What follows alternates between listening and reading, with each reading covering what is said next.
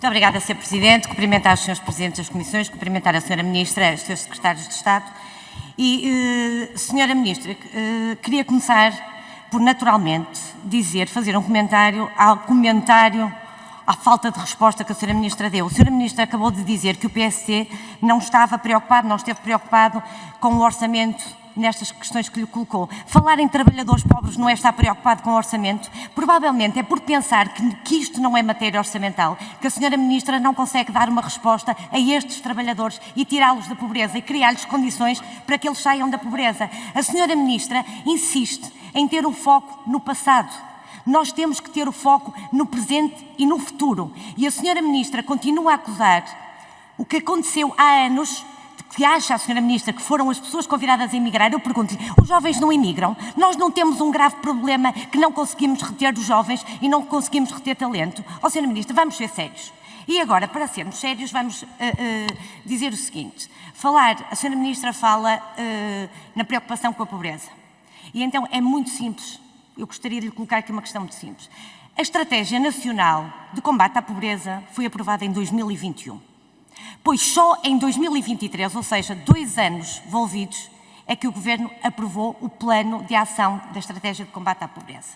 Sra. Ministra, 2 anos. A este ritmo nunca mais consegue dar resposta. É por isso que a este ritmo, com esta falta de visão integrada, que o Governo continuamos a assistir a muitas pessoas na pobreza extrema e em risco de pobreza.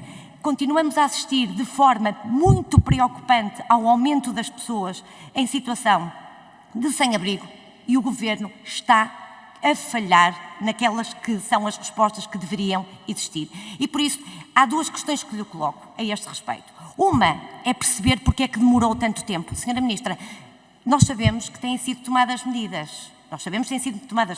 Mas, aliás, eu recordo que a coordenadora da Rede Europeia de Combate à Pobreza referiu precisamente isso.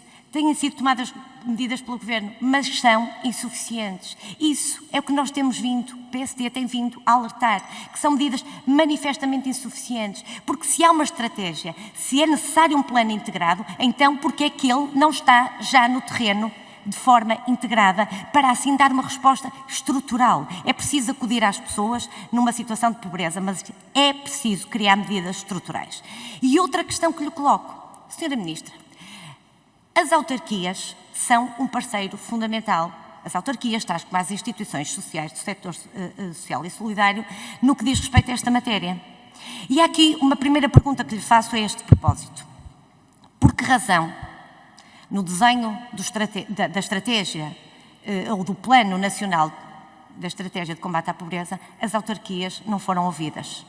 Isto foi dito por autarcas que não foram ouvidos. Portanto, não se compreende como é que atores principais, sobretudo com as medidas de descentralização que atribuem mais competências, designadamente na área social, às autarquias, que estas não estejam envolvidas neste processo. E, portanto, pergunto, por que razão não estão envolvidas? Depois, aproveito para lhe perguntar o seguinte, que antes de terminar, deixo estas questões, que são saber exatamente, Sra. Ministra, se os acordos de cooperação vão ser revistos de forma a refletir o aumento do salário mínimo. Nós sabemos que há um problema de asfixia do setor social e solidário, sabemos que há um problema de existência de vagas, quer ao nível das creches, quer ao nível dos lares, e, portanto, o Governo tem de criar as condições para que não haja encerramento destas instituições, porque senão o Governo é parte do problema e não parte da solução.